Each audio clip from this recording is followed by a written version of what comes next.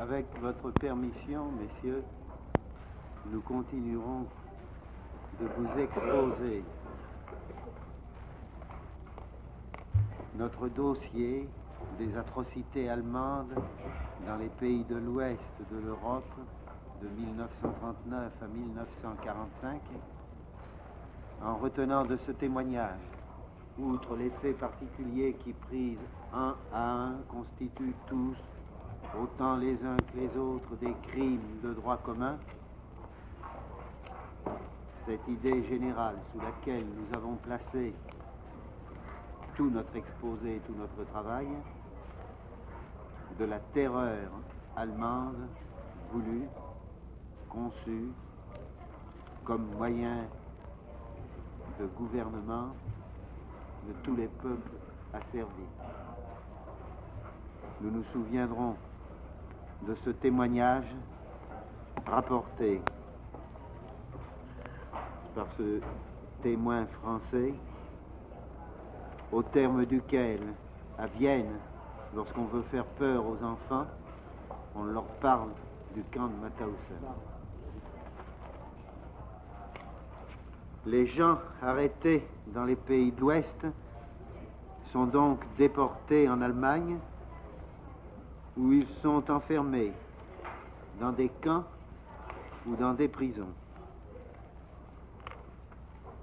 En ce qui concerne les prisons, les renseignements que nous avons sur elles sont extraits du rapport officiel du ministère des prisonniers de guerre, dont nous vous avons déjà donné lecture,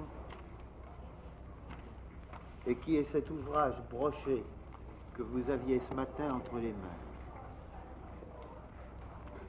Vous y trouverez notamment pages 35 et 36 jusqu'à 42 un exposé détaillé de ce qu'étaient les prisons en Allemagne.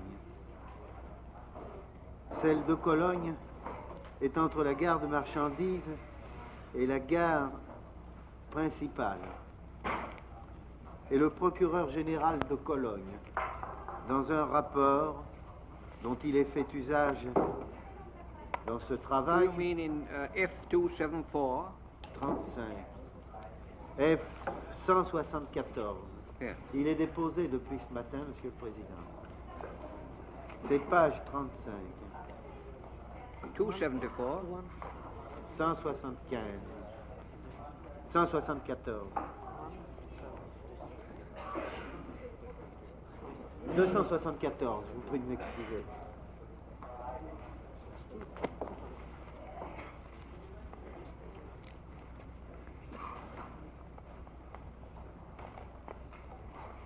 Et page 36, 35.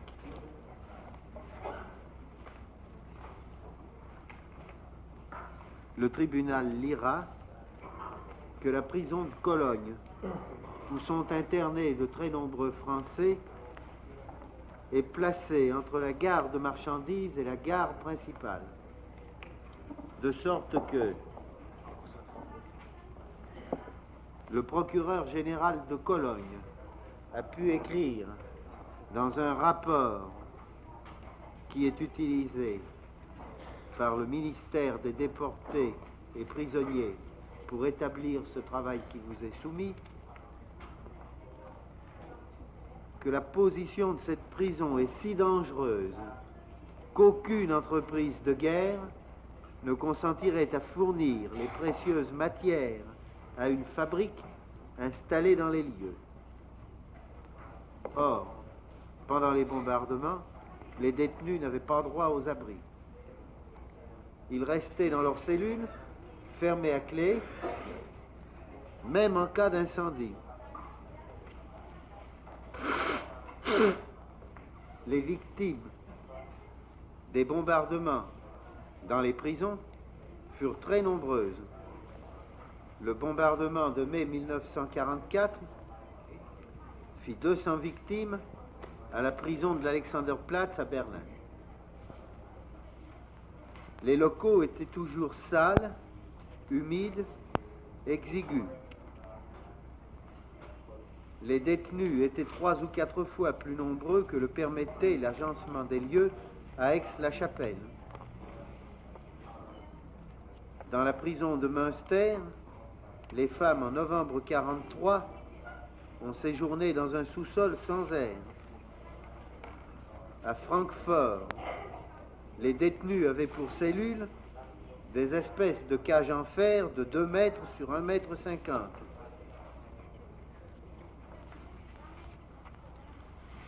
Toute hygiène était impossible. À Aix-la-Chapelle, comme dans beaucoup d'autres maisons, les détenus n'avaient qu'un seau au milieu d'une pièce et il était interdit de le vider pendant la journée.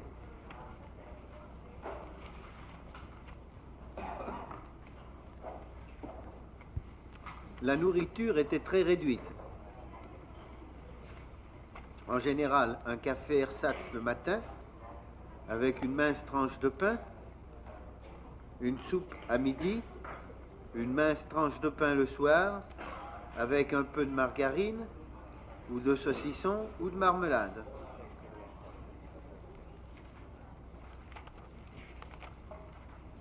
Les détenus étaient soumis à un travail exténuant. Industrie de guerre, fabrique de produits alimentaires, tissage, tressage. Quels que soient les travaux exécutés, la durée exigée était au moins de 12 heures. À Cologne notamment, de 7 heures du matin à 21 ou 22 heures, soit 14 ou 15 heures consécutives. C'est toujours extrait du dossier du procureur de Cologne, document 87, nous dit le ministère des prisonniers. Une firme de chaussures faisait travailler les détenus de 18 prisons allemandes, les 2 dernières lignes de cette page. La plupart des Français ont refusé énergiquement de travailler dans les industries de guerre. Page suivante. Masque à gaz, l'image des plaques de fonte, glissières d'obus, appareils de radio ou de téléphone destinés à l'armée. En pareil cas, Berlin donnait ordre d'envoyer les récalcitrants en camp de représailles. Exemple, départ de femmes de Cottbus à Ravensbrück le 13 novembre 1944. Les conventions de Genève n'étaient naturellement pas appliquées. Les politiques faisaient fréquemment le ramassage des bombes non éclatées, texte officiel allemand du procureur général de Cologne.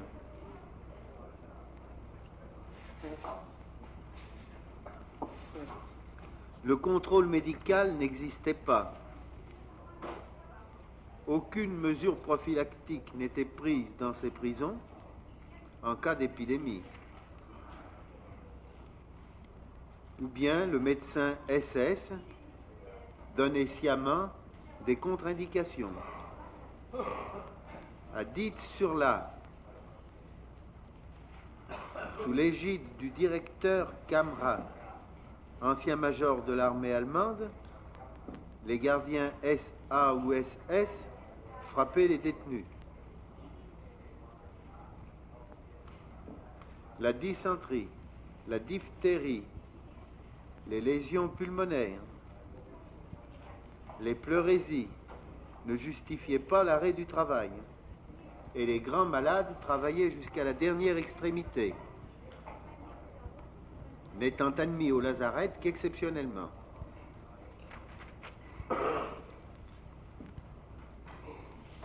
Les brimades étaient nombreuses. À Aix-la-Chapelle, la présence d'une détenue juive dans une cellule privait les co-détenus de la moitié de la ration.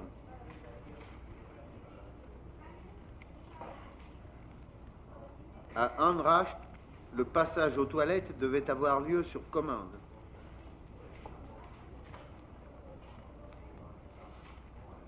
À Magdebourg, les récalcitrants devaient faire sans génuflexion devant les gardiens. et les interrogatoires étaient conduits comme en France, brutalement et accompagnés d'un jeûne plus ou moins total.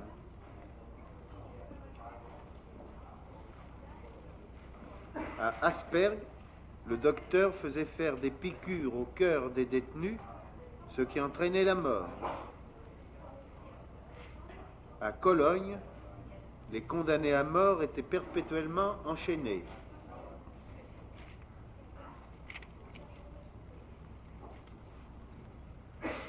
À Sonnenburg, les mourants étaient achevés par l'absorption d'une liqueur verdâtre.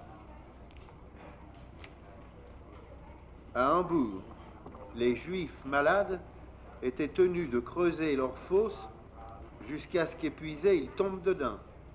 Il s'agit toujours de Français, de Hollandais, de Belges, de Luxembourgeois, de Danois ou de Norvégiens internés dans des prisons allemandes. Cette description ne s'applique qu'à des nationaux de ces États. À la prison Boers, à Berlin, les bébés juifs étaient massacrés sous les yeux de leur mère. La pratique de la stérilisation des hommes est confirmée par les documents allemands du dossier du procureur de Cologne, puisqu'il est prévu que les victimes ne pouvaient être réintégrées dans leurs droits militaires.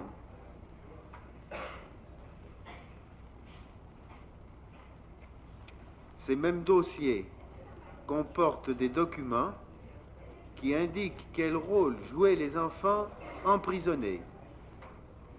Ils étaient chargés de travaux à l'intérieur de la prison. Un fonctionnaire allemand du service pénitentiaire s'est enquis des décisions à prendre au sujet d'un bébé de 4 mois amené à la prison en même temps que ses pères et mères. Quel était le personnel de surveillance? Page 39, dernier paragraphe.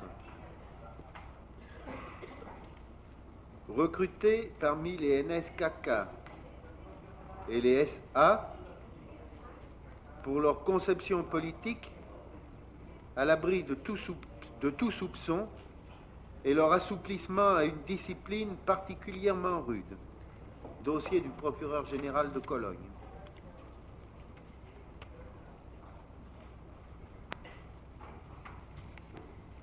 À Rheinbach, des condamnés à mort destinés à être exécutés à Cologne étaient laissés pour morts par suite de coups donnés pour infraction à cette discipline. Nous imaginons aisément la rudesse des hommes qui gardaient les détenus.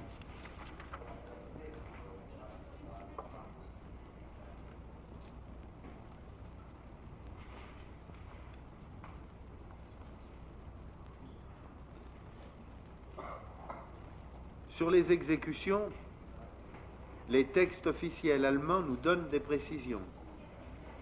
Les condamnés étaient exécutés à la guillotine. Presque tous les condamnés ont manifesté leur surprise, disent les documents allemands dont nous vous donnons une analyse, ont manifesté leur mécontentement d'être guillotinés et non fusillés pour les actes de patriotisme dont ils étaient déclarés coupables et qui auraient dû, estimaient-ils, leur mériter d'être traités en soldats.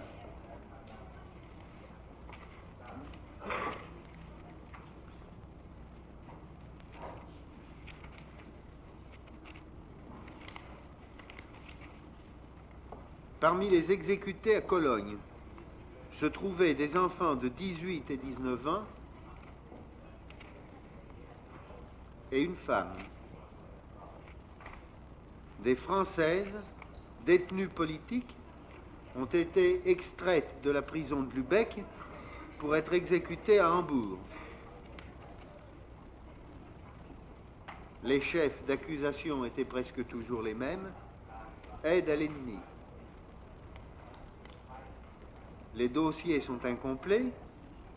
Nous possédons cependant ceux du procureur général de Cologne, et dans tous les cas, les infractions commises sont de même nature. Keitel a systématiquement rejeté tous les recours en grâce qui ont été formés et qui lui ont été présentés.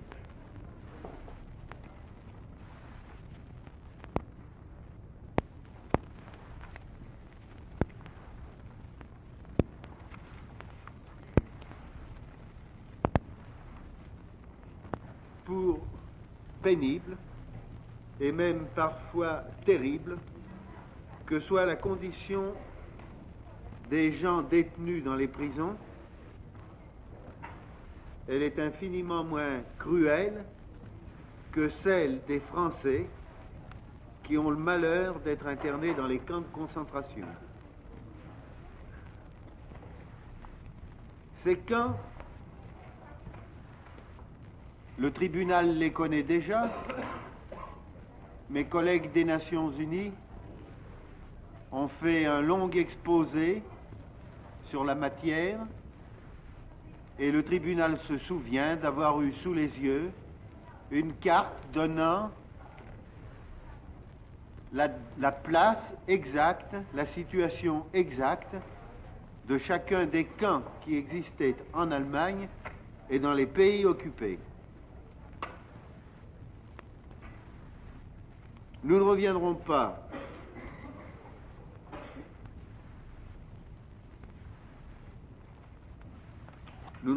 pas sur la répartition géographique des camps.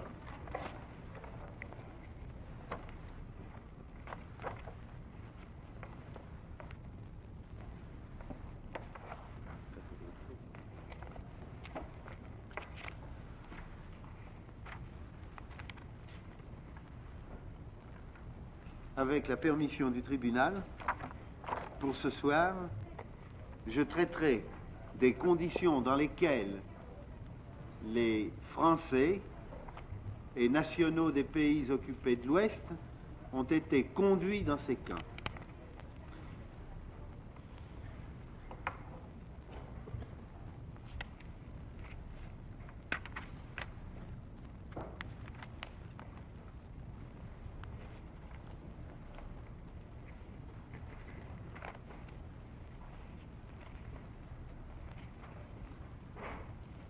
Au départ, les internés qui sont victimes d'une arrestation arbitraire de la nature de celle que je vous ai décrite ce matin sont rassemblés en France dans des prisons ou dans des camps de rassemblement.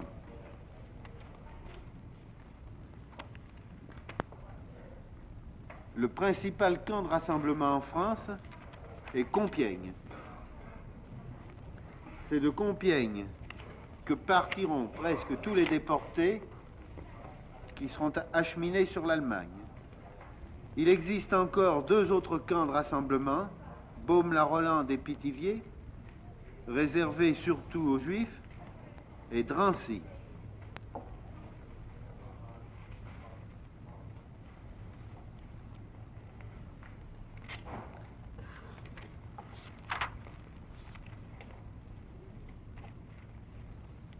La condition des gens internés dans ces camps est assez voisine de celle des internés dans les prisons allemandes. Avec votre permission, nous n'insisterons pas davantage et le tribunal tiendra pour acquis au débat les déclarations faites par M. Bleckmann et par M. Jacob dans les documents numéro 457 que nous versons au débat sous le numéro 128. 328.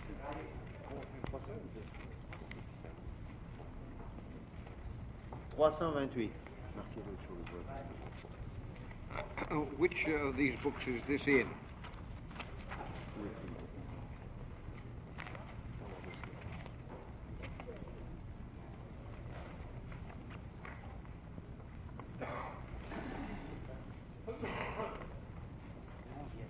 C'est le 11e du dossier nouveau. C'est la 11e liasse de votre nouveau dossier.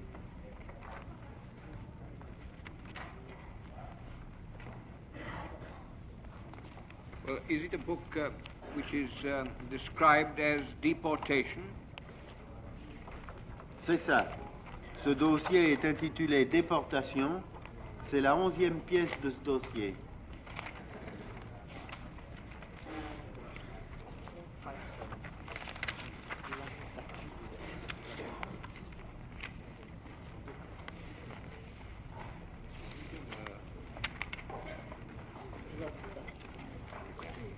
Well, the index, Mr. DeBoss, the index doesn't seem to... 457, is it? 457.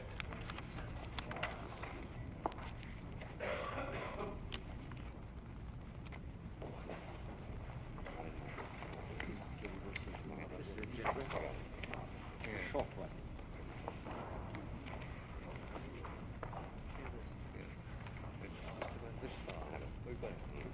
Yes, we've got it.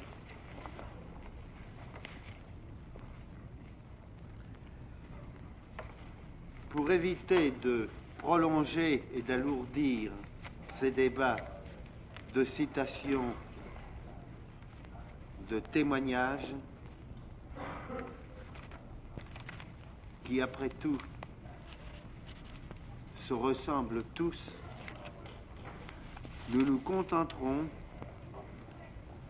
de donner lecture au tribunal d'un passage du témoignage de Jacob.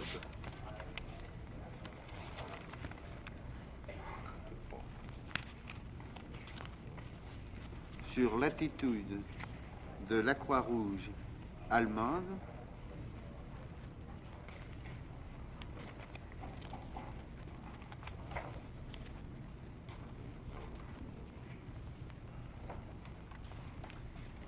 Ce passage est situé page 4, tout en bas du document en français. Nous avons reçu la visite de plusieurs personnalités allemandes, telles que Stufnagel, Paty, Klamm, commissaire aux affaires juives, le colonel baron von Berg, vice-président de la Croix-Rouge allemande. Ce von Berg était très protocolaire et très spectaculaire.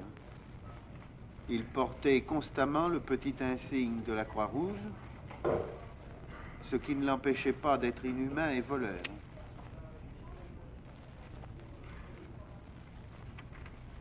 Et page 6, avant-dernier paragraphe, le colonel von Berg était ainsi que nous l'avons dit plus haut, très spectaculaire. Je saute 2 lignes. Which paragraph now? Avant-dernier paragraphe, Monsieur le Président, de la page 6. Yes.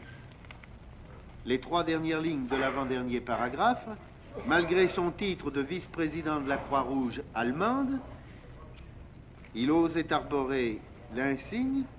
Il choisissait au hasard le nombre de nos camarades pour être déportés.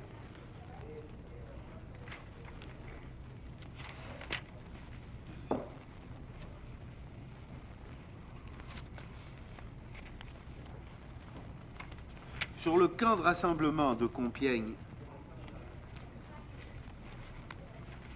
le tribunal trouvera dans le document F-174, pages 14 et 15, des précisions sur le sort des internés. Est-il nécessaire de les lire? Je ne pense pas. En Norvège, en Hollande, en Belgique, il y eut, comme en France, des camps de rassemblement. le plus caractéristique et celui qui est le plus connu est certainement le camp belge de Braine, donc,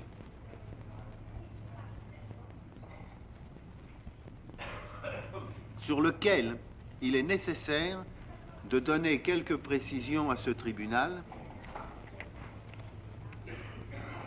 car de très nombreux Belges y furent internés et y moururent de privations, de sévices, de tortures de toutes sortes, où y furent exécutés, soit par fusillade, soit par pendaison. Ce camp était établi dans la forteresse de Braine, donc, depuis 1940. Et nous extrayons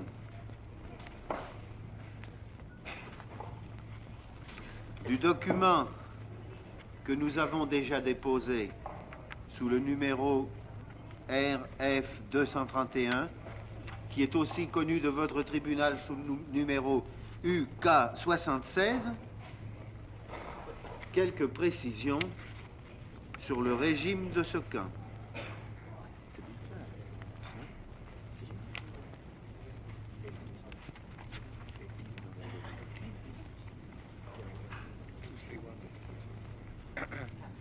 C'est le 4e document qui figure dans votre nouveau dossier, Monsieur le Président. Il est marqué F231 et est intitulé « Rapport sur le camp de concentration de Braine, donc ».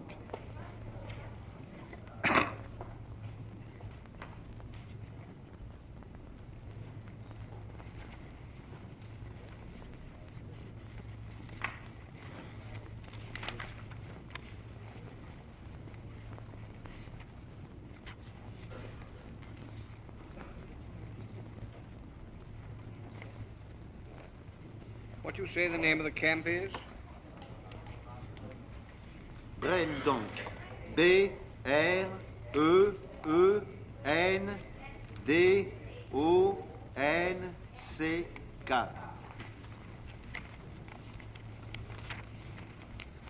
Nous demanderons au tribunal de bien vouloir nous accorder quelques minutes.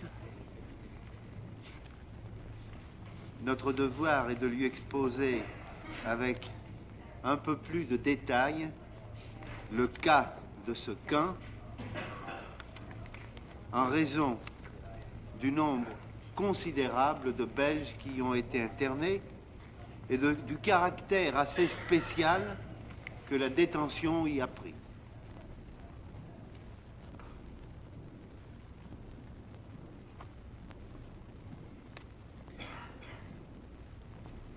Du mois d'août 1940, les premiers prisonniers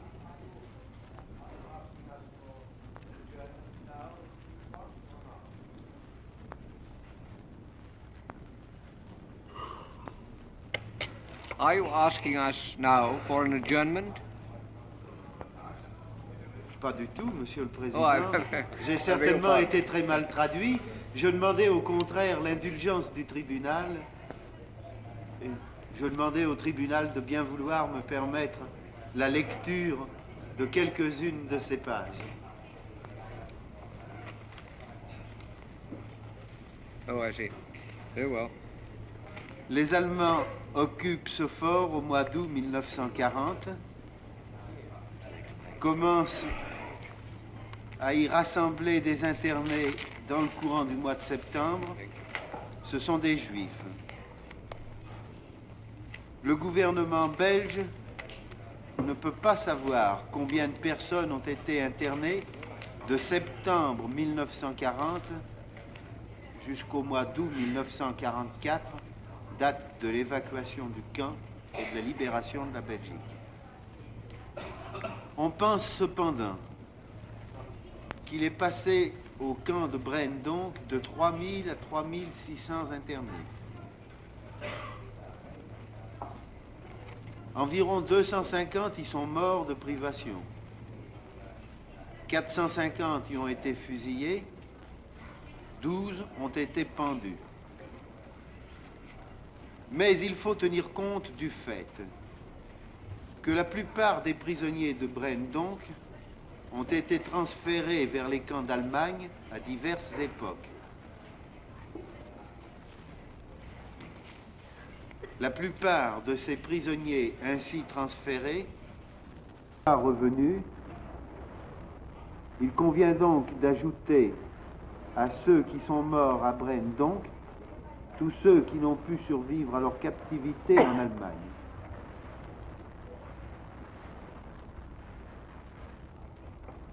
Le camp abritait diverses catégories de détenus.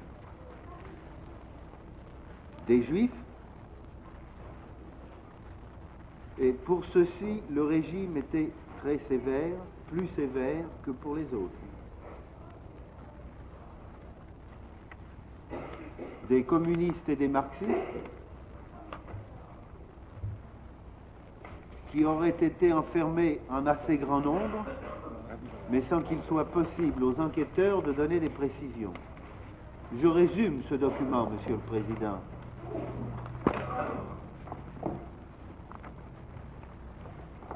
Des personnes faisant partie des mouvements de résistance à l'ennemi, des personnes dénoncées aux Allemands,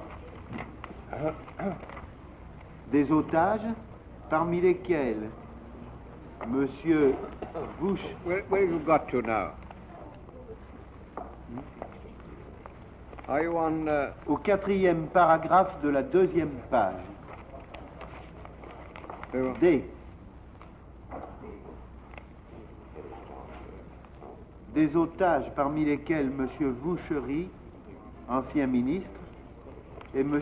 Van Kesbeck, député libéral, qui y furent internés pendant 10 semaines pour expier l'éclatement d'une grenade sur la grande place de Malines. Tous deux sont morts après leur libération des suites des mauvais traitements qu'ils avaient endurés dans ce camp. Il y avait encore dans ce camp des trafiquants du marché noir, et le gouvernement belge dit d'eux qu'ils n'y étaient pas maltraités et qu'ils bénéficiaient même d'un régime de faveur. C'est le paragraphe E de la page 2.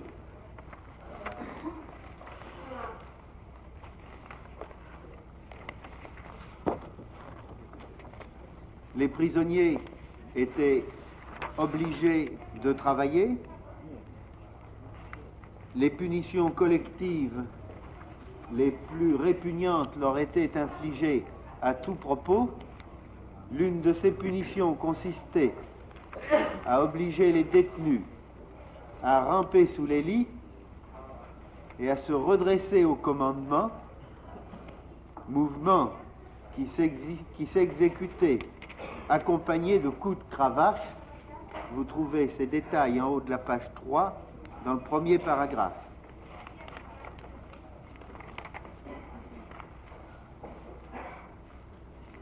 Suit dans le second paragraphe de cette même page une description de la condition des prisonniers enfermés en tant qu'arrestaten, qui étaient isolés des autres détenus et soumis à un régime cellulaire sévère. Ils étaient en effet coiffés de la cagoule chaque fois qu'ils étaient obligés de quitter leur cellule ou lorsqu'encore on devait les mettre en contact avec d'autres prisonniers. This is a long report, is it not? Would it be possible... C'est pour ça, Monsieur le Président, que je le résume au lieu de le lire. Mais en ce qui le concerne, il me paraît difficile de ne pas le résumer au moins, car il m'a été confié par le gouvernement belge qui attache une très grande importance aux sévices, excès et atrocités commises par les Allemands dans le camp de Braendonck et dont l'ensemble de la population, et notamment les élites belges, ont souffert. Very well. I understand that you are summarizing it. You are summarizing it to some extent, yes. Je suis en train de le résumer, Monsieur le Very Président. well. J'en étais arrivé dans mon résumé à vous décrire quelle était la vie de ces prisonniers arrêtés et encellulés qui parfois portaient des menottes et des entraves aux pieds fixés à des anneaux de fer dans les murs et qui ne pouvaient jamais sortir de leur cellule sans être coiffés d'une cagoule. L'un de ces prisonniers, M. Paquet, témoigne qu'il a passé 8 mois à ce régime et qu'ayant voulu soulever un jour la cagoule pour s'orienter, il reçut un violent coup de crosse de fusil qui lui brisa 3 vertèbres de la nuque. Page suivante, discipline, travail, acte de brutalité, meurtre. Nous apprenons que le travail des prisonniers consistait à dégarnir le fort des terres qui le recouvraient pour les transporter à l'extérieur du fossé de ronde entourant le fort. Ce labeur était fait à bras d'homme, était pénible, dangereux et a entraîné la perte de très nombreuses vies humaines.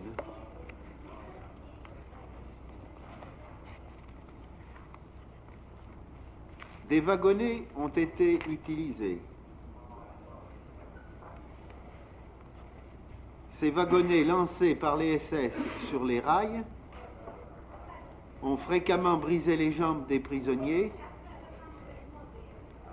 qui n'étaient pas avertis de leur approche. Les SS en faisaient un jeu et au moindre arrêt du travail se précipitaient sur les détenus pour les rouer de coups.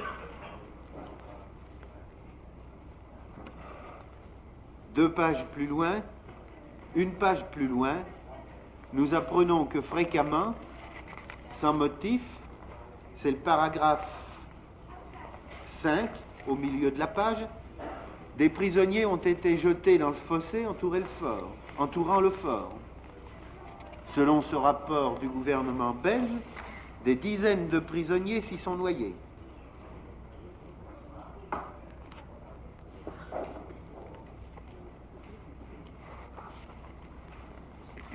Certains prisonniers ont été tués. Après avoir été enterrés jusqu'au cou, les SS les ont achevés à coups de talon ou à coups de bâton. Nourriture, vêtements, correspondance.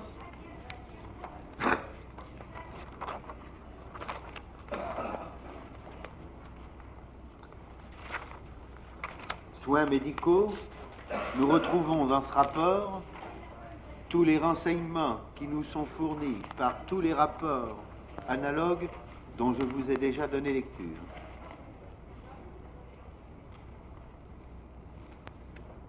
La conclusion mérite d'être lue en partie. 2e paragraphe. Les anciens détenus de Braendonck, dont beaucoup ont connu les camps de concentration d'Allemagne, Buchenwald, Neuengamme, Oranienburg, déclarent en général que le régime de Braendonck, tant au point de vue disciplinaire qu'alimentaire, fut pire.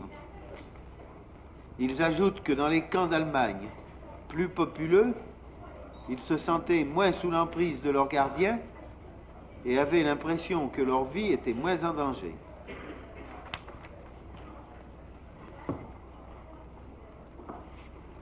Les chiffres donnés par ce rapport ne sont qu'un minima. Pour ne citer qu'un exemple, dernier paragraphe de la dernière page, M. Verestretten, ancien député, affirme avoir mis 120 personnes en bière durant les 2 mois de décembre 42 et janvier 43. Si l'on tient compte des exécutions du 6 et du 13 janvier, qui ont coûté respectivement la vie à 20 personnes, il faut admettre qu'à cette époque, soit en 2 mois, 80 personnes au moins sont mortes de maladies et de mauvais traitements.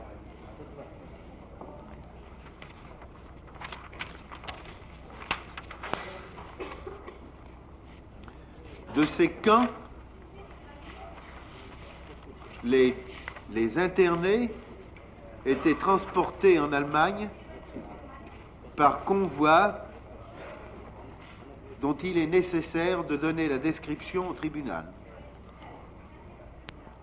Que le tribunal sache tout d'abord que pour la France seule, non compris les 3 départements du Haut-Rhin, du Bas-Rhin et de la Moselle,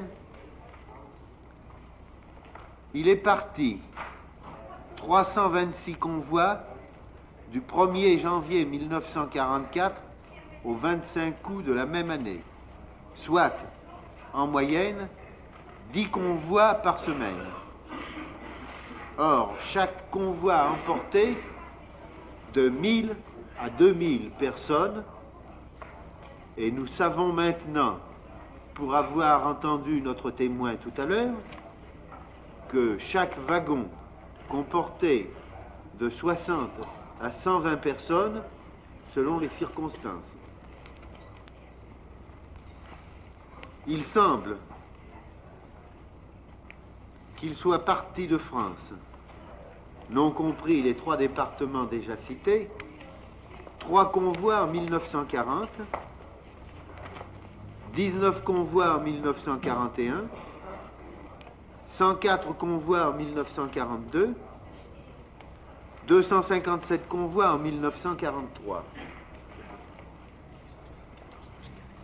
Tels sont les chiffres indiqués par le document 274, page 15, le livre qui a été remis ce matin à votre tribunal.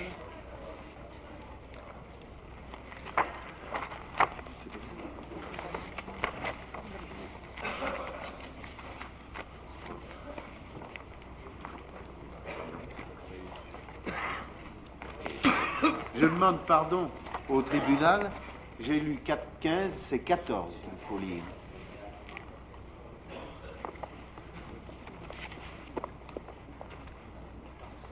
« 14.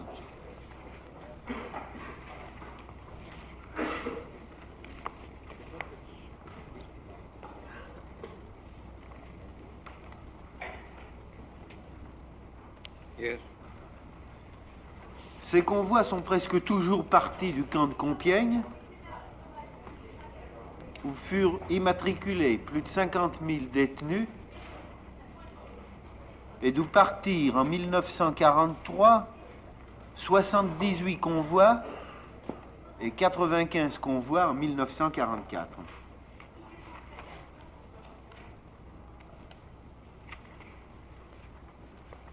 Le but de ces transports était de terroriser les populations. Le tribunal se souvient d'un texte déjà lu. Les familles ignorant ce que sont devenus les internés sont davantage frappées de terreur,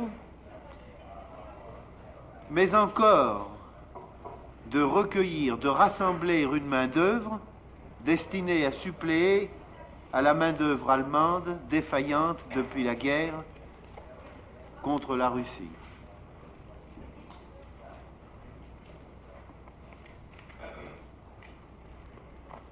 Les conditions dans lesquelles ces transports ont été faits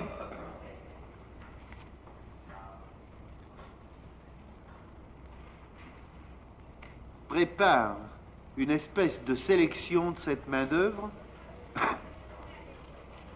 en même temps qu'elle constitue le premier stade d'un nouvel aspect de la politique allemande que nous voyons apparaître, celui de l'extermination pure et simple de toutes les catégories ethniques ou intellectuelles dont l'activité politique semble dangereuse aux dirigeants nazis.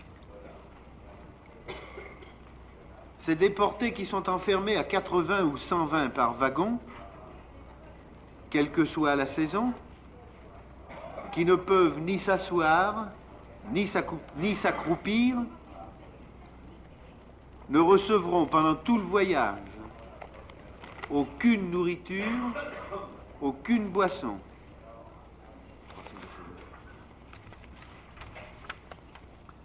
Sur ce point, nous apportons notamment le témoignage du docteur Steinberg, recueilli par le lieutenant-colonel Badin du service de recherche des crimes de guerre ennemis à Paris, document numéro 392,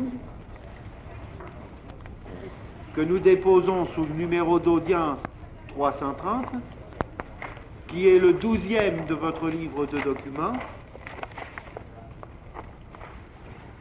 et dont nous ne lirons pour le moment que quelques paragraphes de la page 2.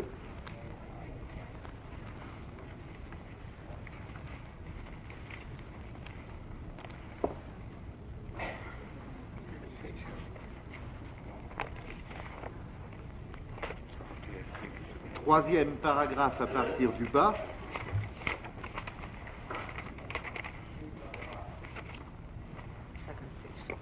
De la page 2.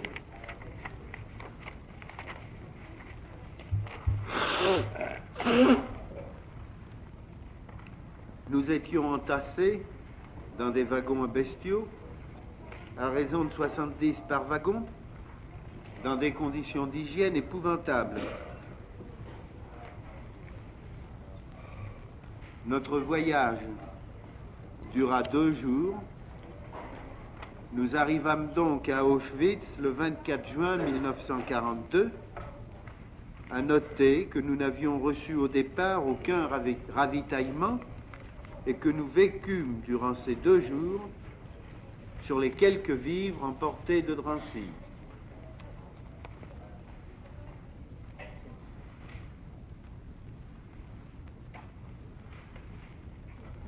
Les déportés se virent parfois refuser de l'eau par la Croix-Rouge allemande.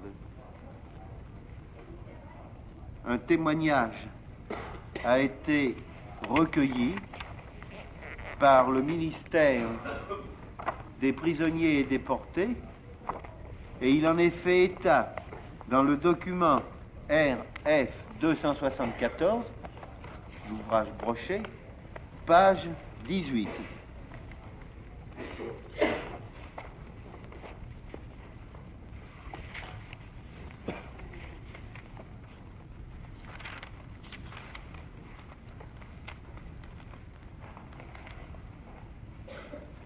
Troisième paragraphe, quatrième ligne et 5e ligne. Il s'agit d'un convoi de femmes juives qui est parti de la gare de Bobigny le 19 juin 1942. Elles voyagèrent 3 jours et 3 nuits mourant de soif.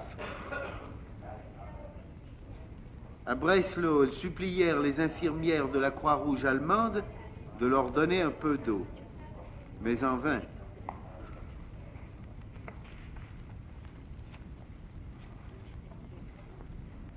D'autre part, le lieutenant Geneste et le docteur Bloch On fournit des témoignages sur le même fait et sur des faits différents qui sont rapportés dans le document F321 imprimé, intitulé Camp de concentration, et que nous avons pu vous remettre en 3 langues, français, russe et allemand. La version anglaise est épuisée. Page 21, en haut de la page, en gare de Brême, l'eau nous a été refusée par la Croix-Rouge allemande qui a déclaré qu'il n'y avait pas d'eau. C'est un témoignage du lieutenant Geneste de l'ORCG.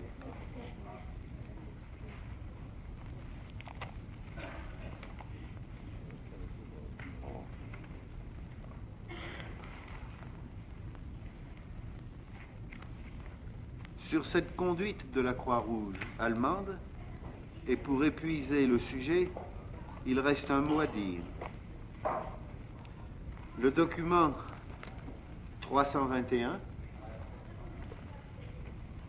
apporte page 162.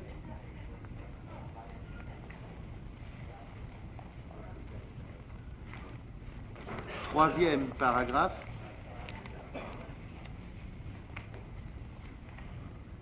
La preuve que c'était une voiture ambulance marquée de la Croix-Rouge qui transportait le gaz dans les bouteilles de fer destinées aux chambres à gaz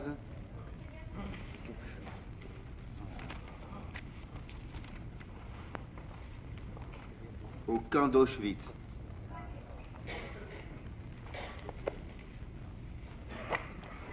The tribunal will adjourn now until Monday.